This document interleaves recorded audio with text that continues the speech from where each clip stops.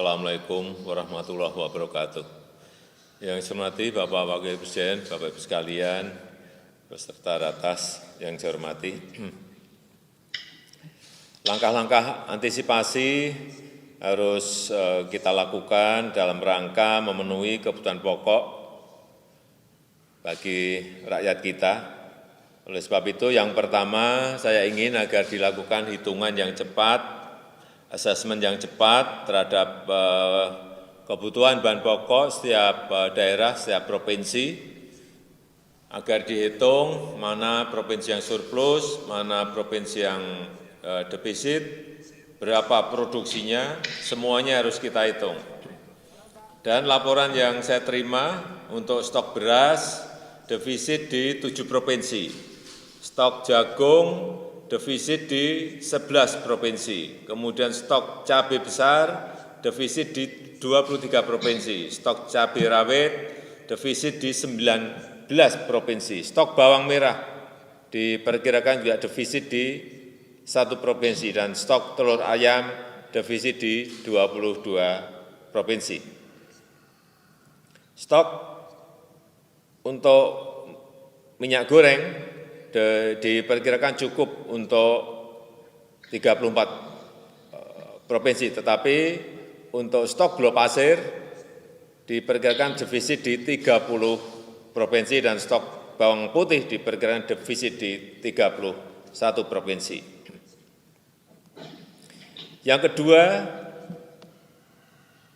pastikan distribusinya baik sehingga daerah yang mengalami defisit kebutuhan pokoknya dapat disuplai melalui distribusi dari daerah yang surplus. Oleh sebab itu, transportasi distribusi pangan antar provinsi, antar wilayah, antar pulau tidak boleh terganggu. Saya akan cek terus ini karena dengan penerapan PSBB dari beberapa provinsi, beberapa kabupaten kota, memang saya mendengar ada 1-2 yang sudah mulai terganggu, terutama yang berkaitan dengan transportasi pesawat. Karena yang namanya pesawat, kalau yang jalan hanya kargonya saja, penumpangnya tidak, tentu saja hitung-hitungannya akan sangat sulit. Karena sebetulnya kargo itu mengikuti pesawat yang berpenumpang. Ini tolong betul-betul kita exercise sehingga sekali lagi jangan sampai distribusi bahan pokok, bahan-bahan yang penting itu terganggu. Karena sekali lagi kita adalah negara kepulauan. Kemudian yang ketiga, manajemen pengelolaan beras, ini khusus soal beras. Manajemen pengelolaan beras di dalam negeri menjadi kunci penting bagi antisipasi dan mitigasi dari krisis pangan yang beberapa bulan ini disampaikan oleh FAO. Oleh sebab itu, sekali lagi kalkulasi secara detail, hitung betul secara detail mengenai ketersediaan stok, tentu saja dengan memperhitungkan stok di masyarakat, stok di penggilingan, stok di gudang, dan stok di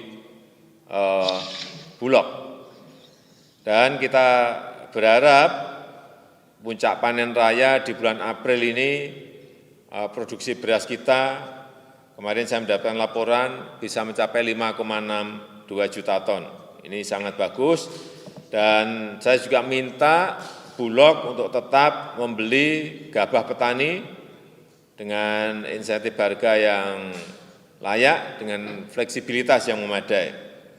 Dan juga tolong dikalkulasi, dihitung kemungkinan terjadi kemarau panjang di 2020 ini. Walaupun prediksi BMKG tidak ada cuaca yang ekstrem, namun tetap harus diwaspadai, terutama yang berkaitan dengan ketersediaan beras nasional kita. Yang keempat, jaga terus produksi pangan agar tetap berjalan normal, pastikan juga agar petani tetap berproduksi dengan tentu saja dengan menerapkan protokol kesehatan yang baik, dan program stimulus ekonomi betul-betul bisa juga menjangkau yang berkaitan dengan produksi beras kita, artinya menjangkau petani kita. Saya rasa itu yang bisa saya sampaikan sebagai pengantar waktu saya Pak Sekap.